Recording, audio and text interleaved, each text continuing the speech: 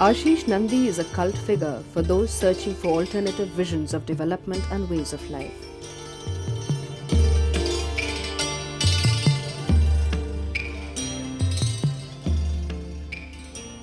The Savage Freud, the book to be discussed today, is marked by Ashis Nandy's characteristically ebullient style, sharply perceptive insight, and confident engagement with received views. This is Nandy's most important collection of essays so far. The core of the volume consists of two ambitious, deeply probing essays, one on the early success of psychoanalysis in India, the other on the justice meted out by the Tokyo War Crimes Tribunal to the defeated Japanese. Both issues are viewed in the context of the psychology of dominance over a subservient or defeated culture.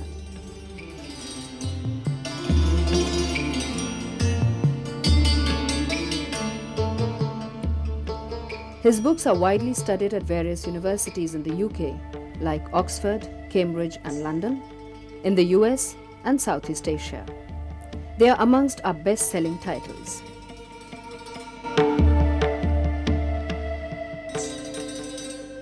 We have invited Ashis Nandy and Savita Singh, a young scholar, to discuss the book.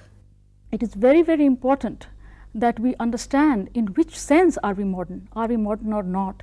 Are we caught somewhere between modernity or tradition, or even this is not enough to understand our situation? Impact of Your Intimate Enemy, your book, almost a classic now, was immense. How do you think you rate it? Many people do tell me that it has changed the meaning of their lives, give them some understanding of themselves, and I am naturally delighted with that. Frankly, when I wrote it, I did not think it would have that kind of an impact. People are not able to articulate their own condition. Somehow you just showed them a mirror in which they found themselves looking very ugly. I do not know. I think in most cases my books have become controversial when I have dealt with, unearthed or tried to fathom the kind of emotions, sentiments, feelings or anxieties, hopes, ambitions they have been nurturing and yet we are not aware of. Many of the thoughts of mine, many of the ideas of mine which have provoked tremendous bitterness amongst people, I have come to suspect are exactly the thoughts and ideas people have been toying with. And because I have articulated it, brought it out, so to speak, on the table, therefore they have had a different kind of impact. They seem as if they bear the selves of lot of people who do not want to confront themselves. I see the theme of intimate enemy running through most of your works, like At the Edge of Psychology, in your latest book on Savage Freud, for example. Somehow it seems that the fact that modern Indians are in a way strange creatures in the sense people with split selves, as you said, with one self as a secret, operating with two selves, one self a secret self, the other one which is at the surface. This kind of thing obviously cannot be suspected by many who think they lead a very harmonious life, they are very well connected with modern world. When you and I talk of modernity, we are not talking of the contemporaneous. We are talking specifically of a particular kind of contemporaneity which emerged with the Enlightenment in Europe and which at long last is showing certain strains. It looks as if we are going beyond modernity now, as if we have at least a chance to conceive of or envision a different kind of future for humankind. After all, 400-500 years is a long time in human history, and modernity, if you date it from the 17th century or even the 16th century, has had a long run, and nothing lasts in human affairs for more than that. even the medieval period, the Dark Ages, so called Dark Ages, they did not last in Europe more than probably 300 or 400 years. So, I guess that we are at the fag end of the modern period. Its strengths and its weaknesses are obvious, and what I am trying to do is to kind of break the spell of the times in which we are living, and exposing you to the possible kinds of consciousness to which you might be exposed to, the possible kinds of issues and concerns which might become a part of your life in the coming century, if not your life, at least your children's life or your grandchildren's life. And I have always found that when an old age ends and a new age begins to take shape, begins to crystallize, the new age draws not upon what is the immediate past. It goes further back into the past to dredge out from the earlier traditions what might be useful for the coming age or era, and it tries very passionately to create a disjunction or break with the times in which you are living. Let me give you an example. In Europe, when the modern age was beginning, the moderns did not go back to the medieval period to draw their lineage, even though there were many continuities between Middle Ages and modernity. They crossed the Middle Ages and went back to the Greek past. Yes. And excavated the Greek past. Now, the Greek past they excavated may be true, may be false. They might have excavated a part of it, and they might not have paid adequate attention to many other parts of Greek traditions. Do you think that modernity has left some part of our tradition untouched? I doubt whether it has left many parts of the tradition are untouched, but yes, I would say some parts of traditions are relatively untouched. Some parts are more heavily shaped by the modern experience. You know, for example, when we are talking about some sort of retrieval, because I think that book Savage Freud has a futuristic implication. I think in the way it shifts from your classic intimate enemy, it shifts from intimate enemy in this particular sense, that it does give us sort of a very optimistic kind of futuristic optimistic option. It's a double-edged one. In one sense it is optimistic, because I am saying that large parts of Indian society, large parts of Indian culture have not been changed out of their shape by the modern experience, and therefore, when in the coming years, in the coming decades, you will try to rediscover Indian traditions, Indian culture, Indian civilization, you probably will have a wider range of choices. You do not have to choose with what we are presently concerned with. There are other kinds of Tell me, how hopeful are you about post-colonial theory achieving something of this sort? I doubt whether it will achieve anything in a country like ours. Post-colonial theory is basically a byproduct of West European and North American crisis of modernity. In many ways, it is addressing the problems of modernity as the West Europeans and North Americans have formulated them. Our problems are much different. Modernity has not made that deep inroads into Indian culture. You seriously doubt that as modern Indians we have not been sincere to modernity? Modernity is a phase of time. Whether we are sincere or not, it seeps into our beings. We can either own it up or disown it, or alternatively try to live with it simultaneously with traditions. And we have tried all three options. There are Indians who have rejected everything of tradition, remodeled or retooled themselves entirely. There are Indians who have rejected modernity and tried to stick to traditions with certain vengeance and passion, and there are Indians who happily live with both. I suspect that a majority of Indians belong to the third category. The picture that you draw is very interesting because it makes us very complex people. We are complex people. Any other society probably people with this kind of split multi-layered living would have turned schizophrenics. but we know how to live with contradictions within. I mean, we know how to normalize most of the times.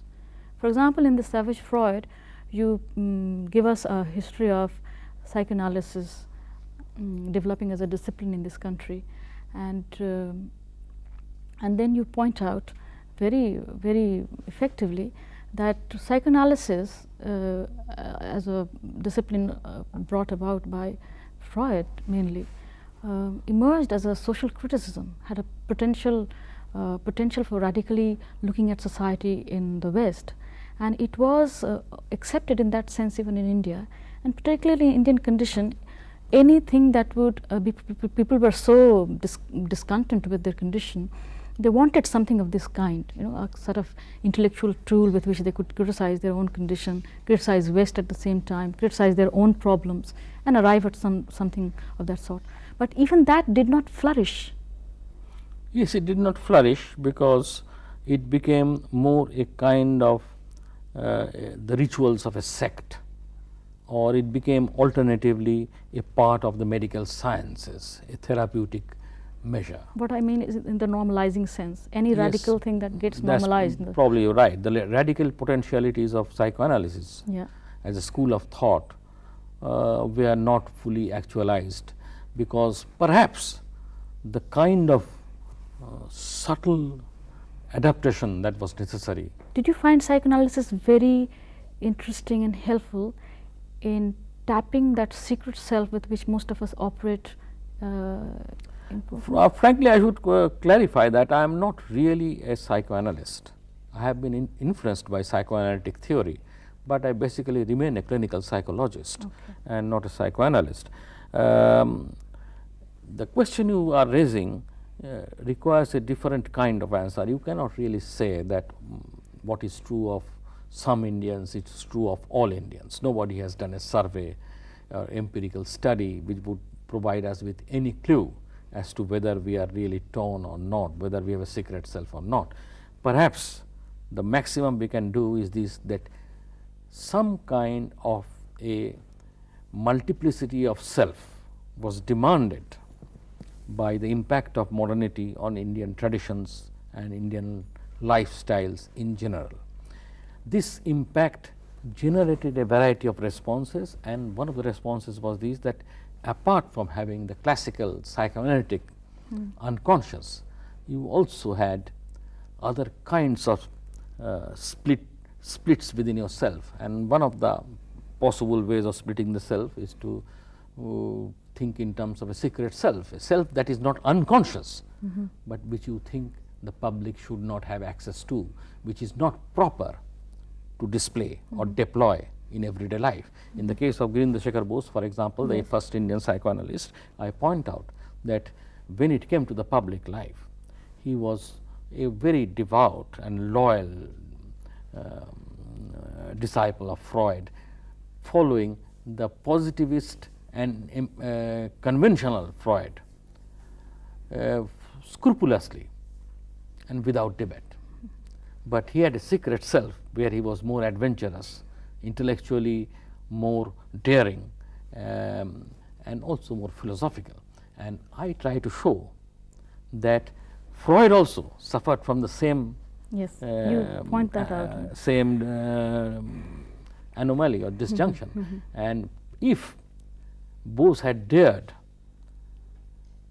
to be what he really was, perhaps in some sense Freud might have dared to come out of his shell earlier in his life. Towards the end of his life, he began to write his more speculative, most daring work.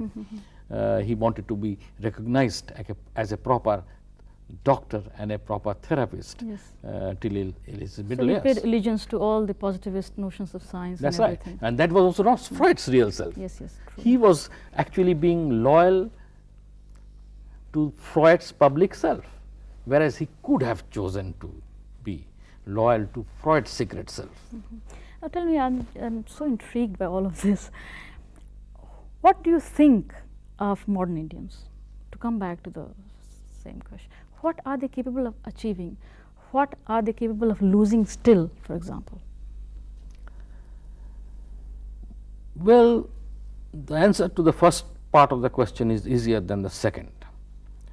it is obvious to me that the Indians, perhaps not only modern Indians, perhaps even those whom we call non-modern Indians, are much more truly bicultural than even many intellectuals in the West are, in the sense that whereas the intellectuals live with a cultivated multiculturalism, something they acquire on ideological grounds, here they had to learn to live with at least two cultures, the Indian and the Western, out of the sheer needs of survival under colonialism. I think this is the And real that, thing.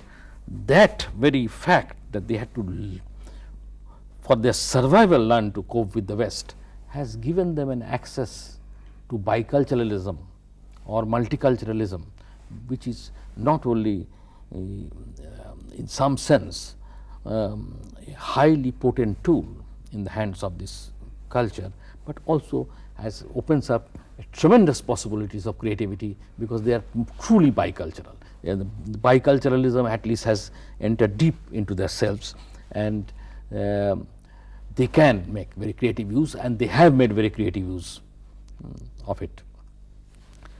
As far as what they have lost, I think ideologically they have lost out a lot.